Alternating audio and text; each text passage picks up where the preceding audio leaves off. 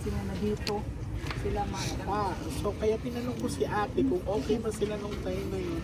Kasi may emotions ka ng bata na maaaring may tampo din. Andun kasi ako sa point na parang baka niyaya na siya umuwi, parang ayaw pa niya, gusto pa niya magpalipas ng oras, ganyan. So medyo pinagsabihan, hindi naman talaga totally siguro pinagalitan yung bata ni tatay, no? Parang pinagsabihan lang na bakit doon kasi malayo. Pero based kasi sa character ni, ano pangalan niya? Joros. Ni Joros ay matampuhin kasi ang bata, hindi mo siya pwede, pagsabihan kasi, idadamdamin niya. Yan, tapos, kunwari, pag nasabihan mo, dadamin mo maaaring magkukulong siya. Kwarto, mag-2 hours niyan, bago Hindi pa na siya lumabas. lalabas. So, confirm, medyo pinigilan ng ang tatay, ang bata, pero yung bata, yun talaga ang gusto. Saan yung unang bubuksan natin? Yan.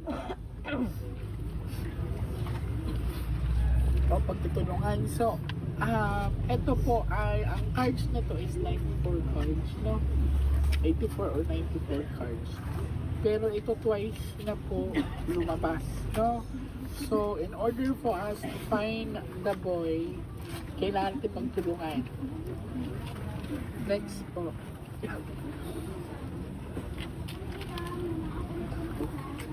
Alam mo, ano nangyari sa ano? Sino? May question po ako. Hindi lang, siya lang ba ang nalugod dito sa mga matagal na panahon na nakatira kayo? Meron na daw.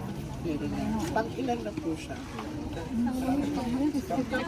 Napakaalam ang Pangatlo. Kasi ang sabi dito, kasi this is, parehas sila ng sinabi nung eto. So may bantay talaga dito ng area. Yan. Pero at least sinabi niya kasi sa akin, wala na dito. Nasa area na kung saan matatagpuan ang mga ginto. Next sa atin, kailangan na natin magtulungan kasi ang sabi dito naman. Ay, basahin mo.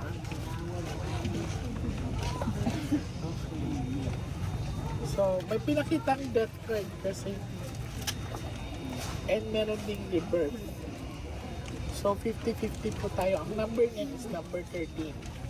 Okay. Tingnan niyo po, oh. Kung a-analyze niyo po ang baraha, ito po ay yung spiritual guide. Tapos, ang kumuha sa kanya ay yung spiritual guide. Then, next po.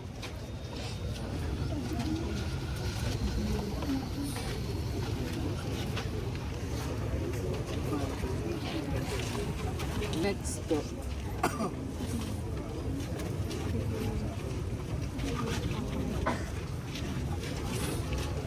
ikalma niyo lang daw ang sarili ninyo. Next po.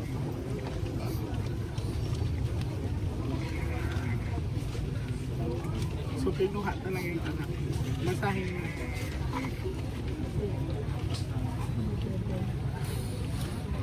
Kailangan din natin mag-alay. Next po.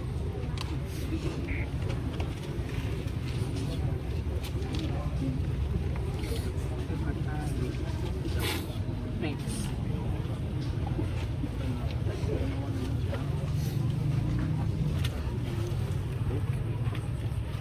So magkaroon po ang barahan. Ito kasi is may tali siya, mother.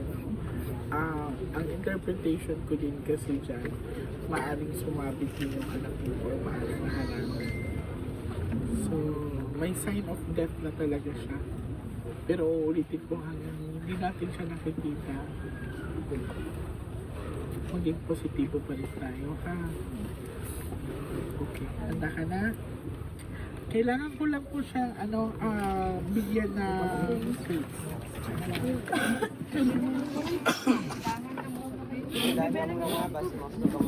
Sa paggawa namin ng pagtawid, gamit ang mga baraha, yes, nagbigay siya ng mga location at mga palatandaan. Yun yung una namin pinuntahan, yung puno na nakausli at saka may puno at saka yung sa Jackstone. So, doon kami tumutok kasi yun ang malinaw na pinakita sa kanya kasi hindi din siya taga doon. So, nung tumawid siya, yun ang nag-register sa kanya. Nakikita, pag yan nakita mo na, tawid ka, dire-diretso ka na. Ano man marinig mo, ano man makikita mo, sasabihin mo sa amin, kailangan kita. Okay? Close your eyes.